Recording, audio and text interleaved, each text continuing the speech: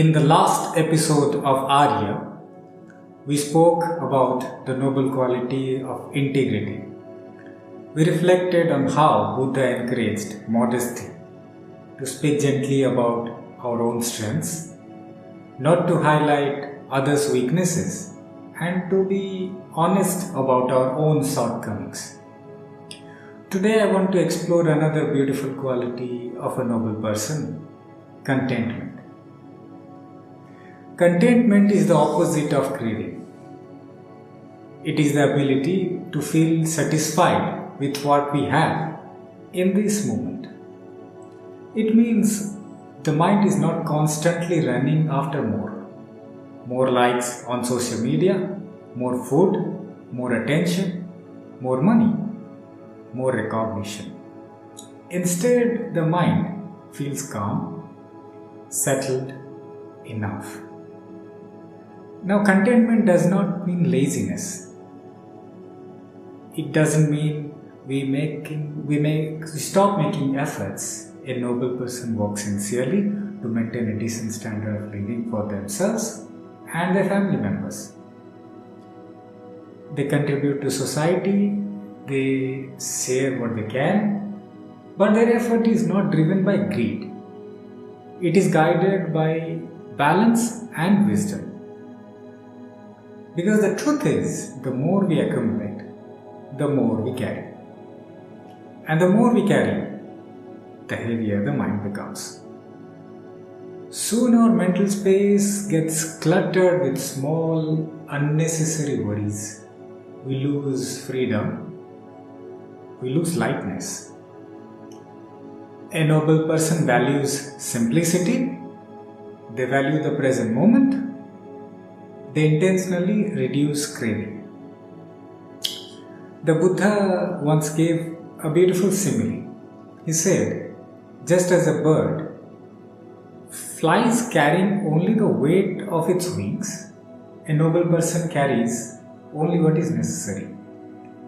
Clothes to protect the body, food to nourish the stomach, and shelter from the weather. Nothing extra that would weigh them down. In one discourse, Buddha said, Arogyo parama labham, santutti paramam dhanam, vissasa parama nati, nibbana paramam sukham. Which means, health is the greatest gain, contentment is the greatest wealth, trust is the best relationship, and nibbana is the highest happiness. There is also a story. One evening at the monastery of Jetavana, King Prasenjit came to visit the Buddha. It was quiet, peaceful.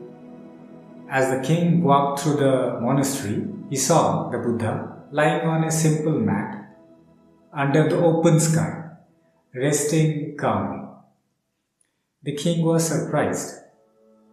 Here was a man with no palace, no guards, no riches, yet he seemed completely at peace. The next morning, king asked the Buddha, "O Buddha, did you sleep well?" Buddha said, "Yes, I slept peacefully." The king said, "How is that possible? I live in a palace with every comfort, yet many nights I cannot sleep peacefully. How can you be so content with so little?" Buddha answered, "Great king, a person who burns with craving finds no peace, whether in a palace or in a forest. But one who has let go of craving rests peacefully anywhere. Contentment is the greatest wealth." The king reflected deeply. He understood that his restlessness did not come from lack of comfort. It came from endless wanting. More power, more pleasure, more security. Peace does not come from what we possess. It comes from what we no longer feel compelled to possess. When we learn contentment, our entire perception changes. We begin to feel lighter, freer, more present. And when individuals become content, the society changes automatically. There is less corruption, there is less selfishness, and less exploitation. Before closing, I would like to express gratitude to Buddha, who renounced the life of luxury and walked a path of deep practice to discover a way out of suffering for humanity. The 15th February is observed as Parinirvana Day by the Buddhist community. The day when Buddha passed beyond his physical body. I would invite you to sit quietly for a few moments on this day and reflect. Ask yourself gently, can you bring a little more contentment in your life? Even a small direction in that step can bring lasting peace.